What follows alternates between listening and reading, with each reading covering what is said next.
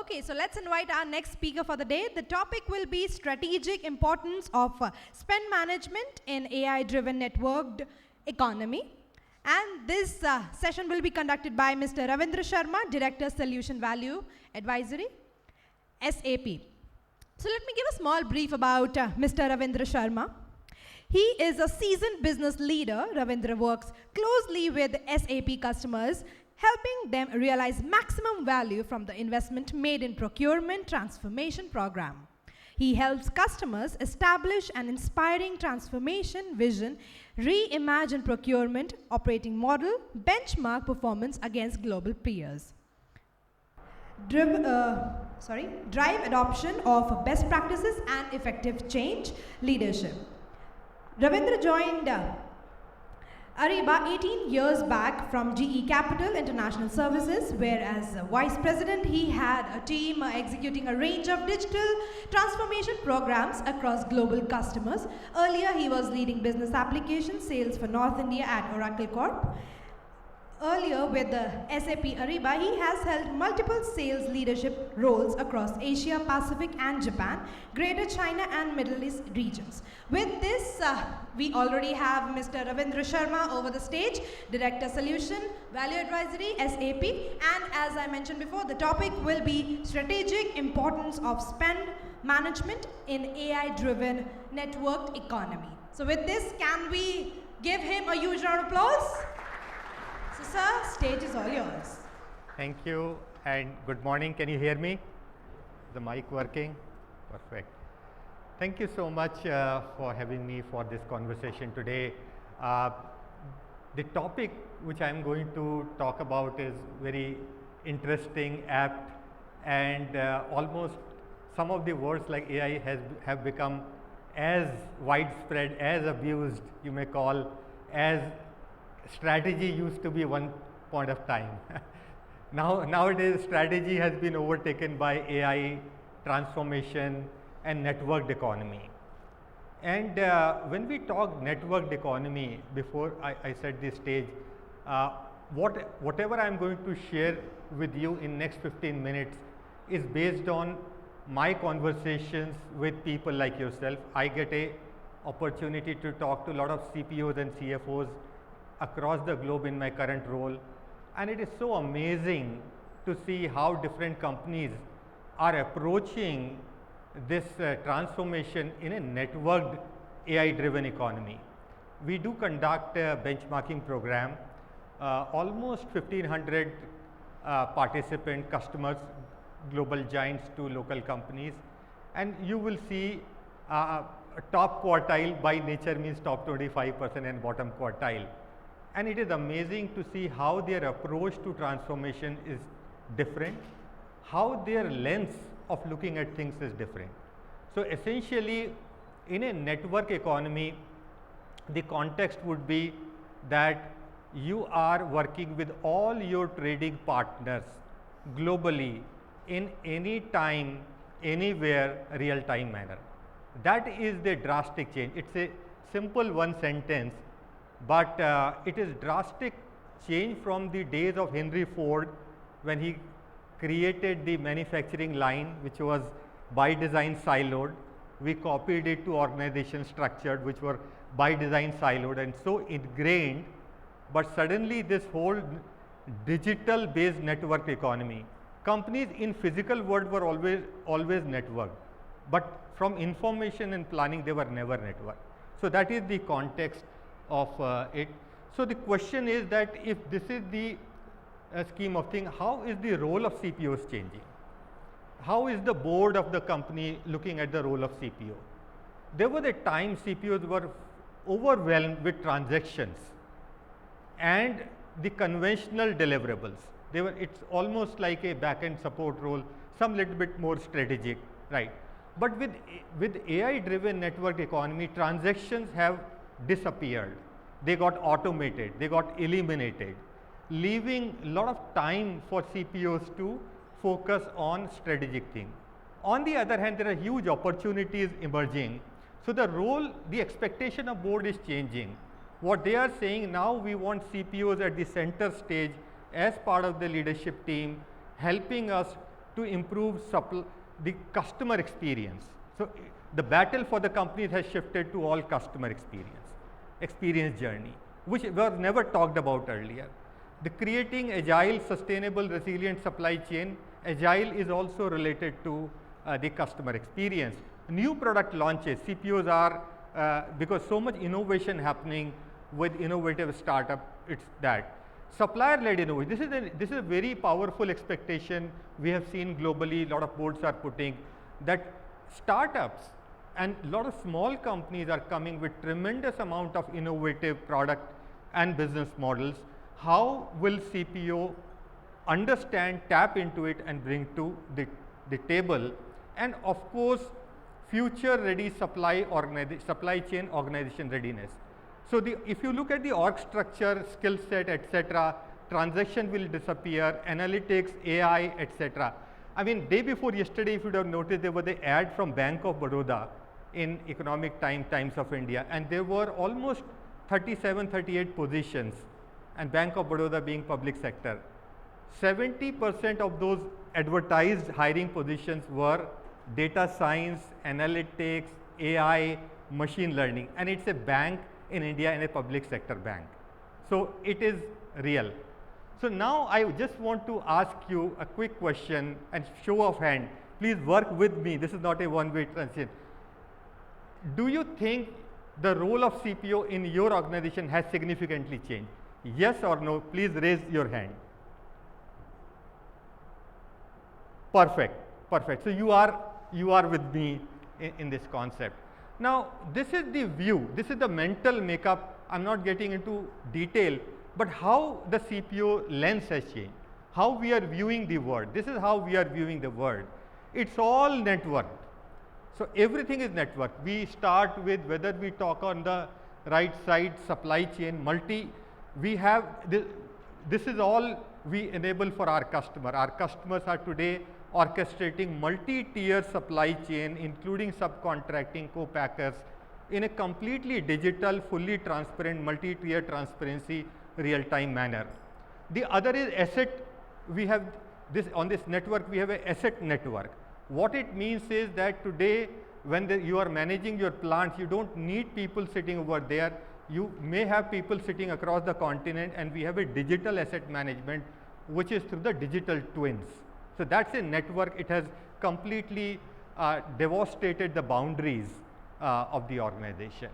Then we have logistics network. So we run a logistics network. So you have a complete visibility into the supplies and the traceability, tracking.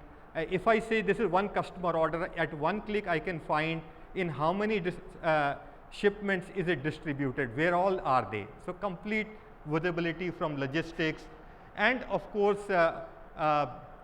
from the employee side, financial side, a lot of our customers are extending their financial supply chain collaboration with supplier payment to include the suppliers into the game, and they are also bringing financial institutions and banks to extend the financing. A classical case would be Kimberly-Clark. Kimberly-Clark started on this transformation. They had a account payable, supplier payable cycle time of 23 days.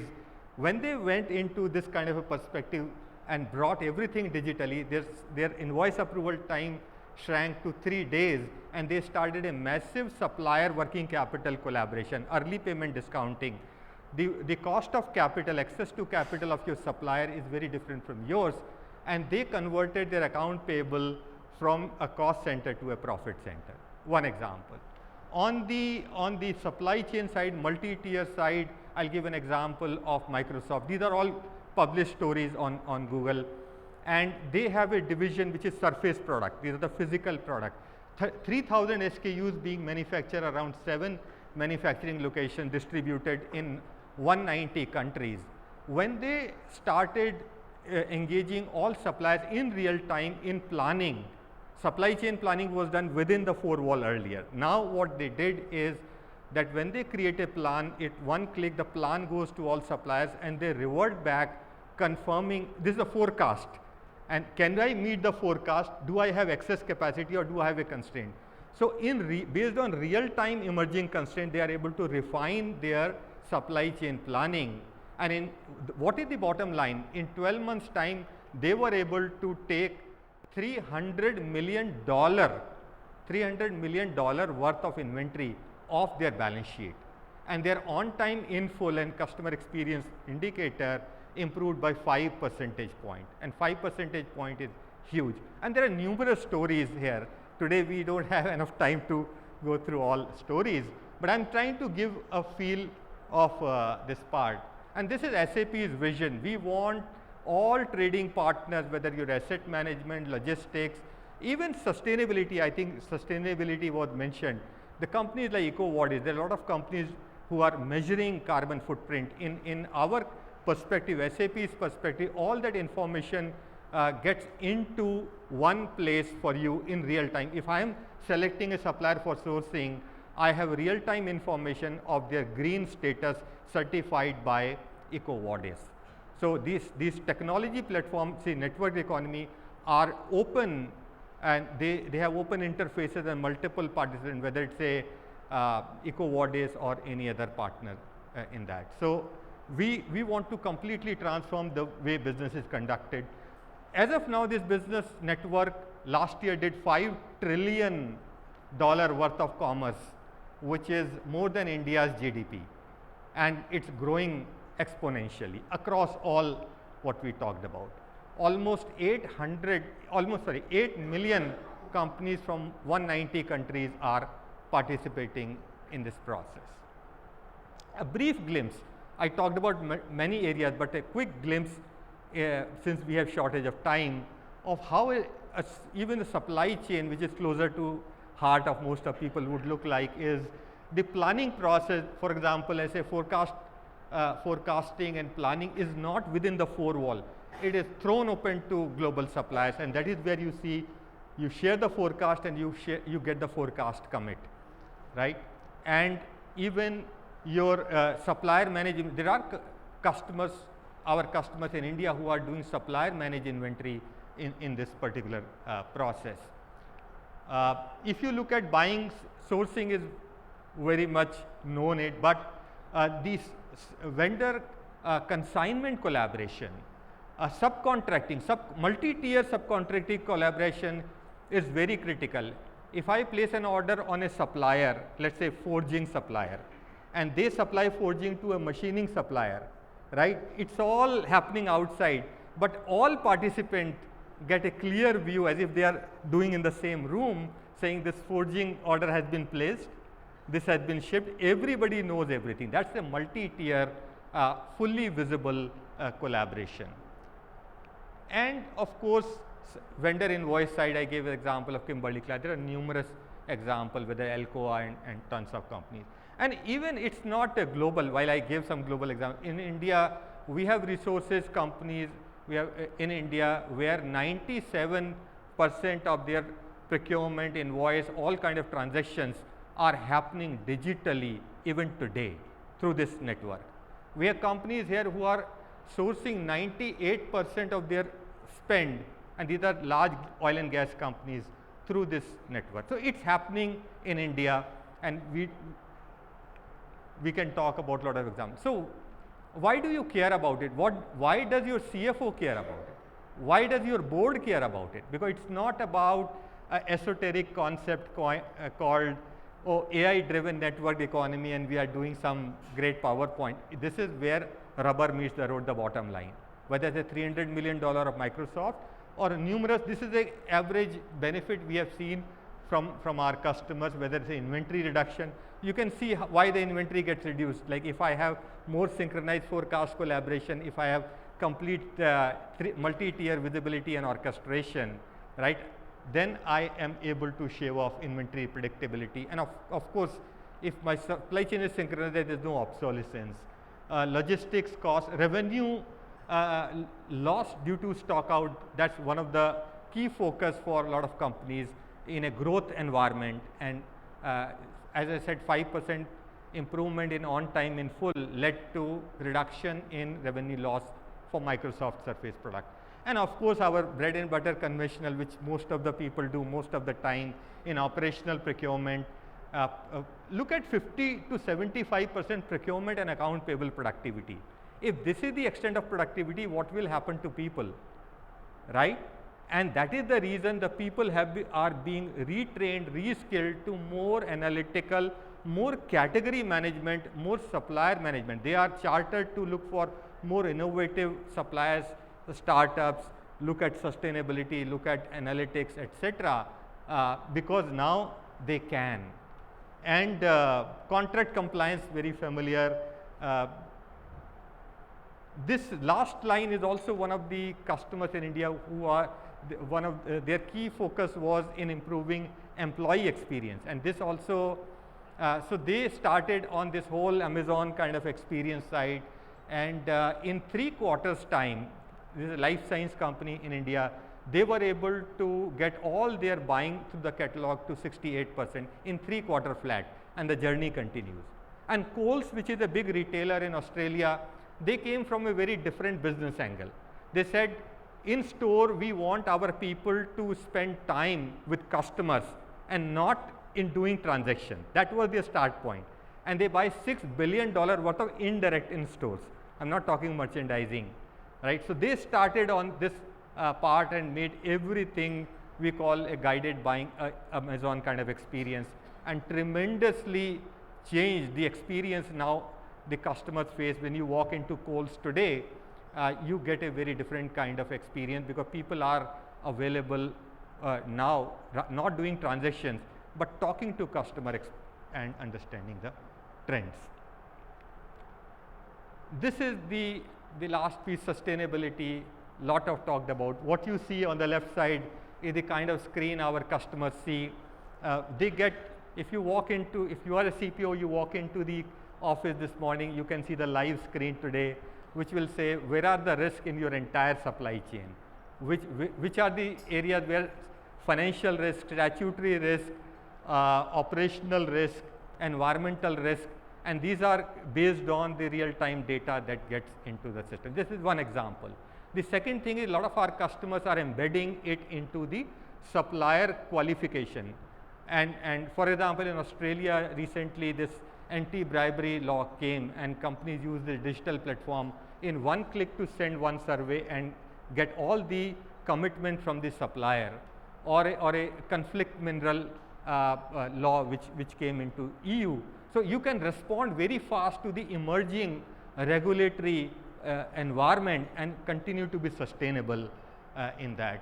And of course, this is when we go digital, this consequence follows, but there are far deeper consequences. A lot of customers are, when you go to their supplier base, they are tagging their supplier. You can, in one click, you find how many are women-owned supplier, which are the women-owned supplier. I'm doing this sourcing, I want women-owned supplier, one click.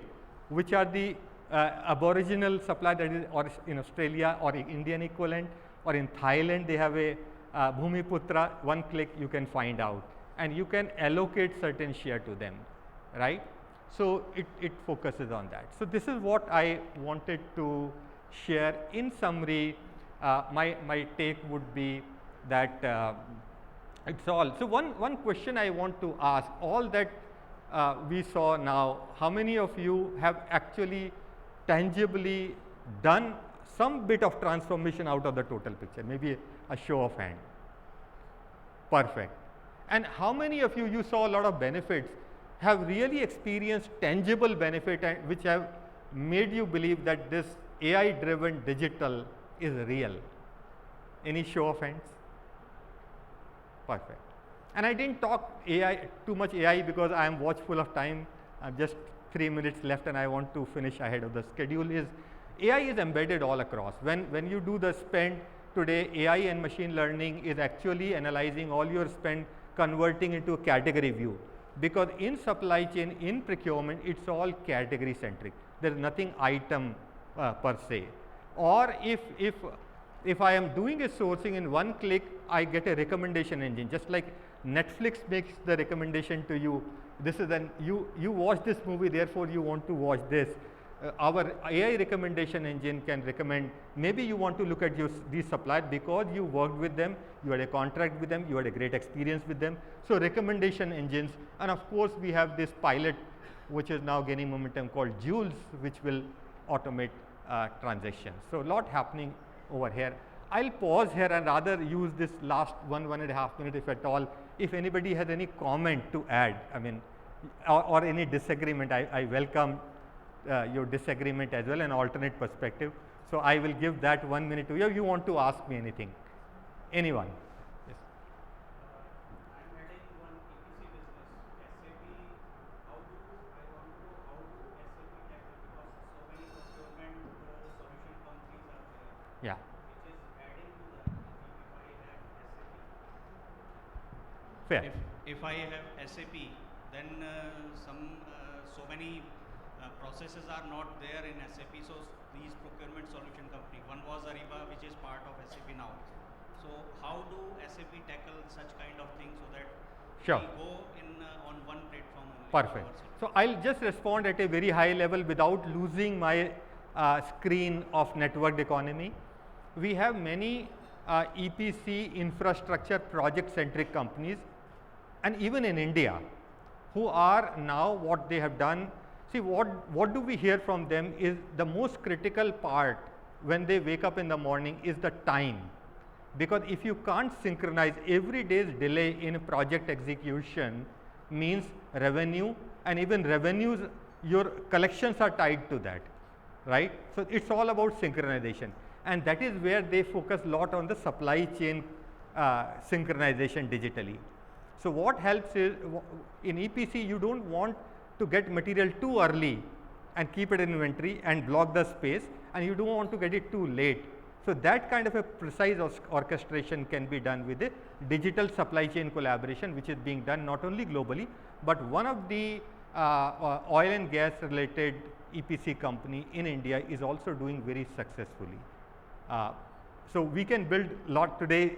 I want to state, I think it's showing my time is up, so thank you so much for your time. Thank you. Well, thank you so much, Mr. Ravindra Sharma, for your fantabulous presentation, and I request please be with us for a moment. I request Ms. Anupam Tandon, Associate Director Procurement, Sun Life, please join us and present a small token of appreciation to Mr. Ravindra for their excellent performance today here, and they have managed to give their time today and with their presentation. Really nice meeting you. Thank you.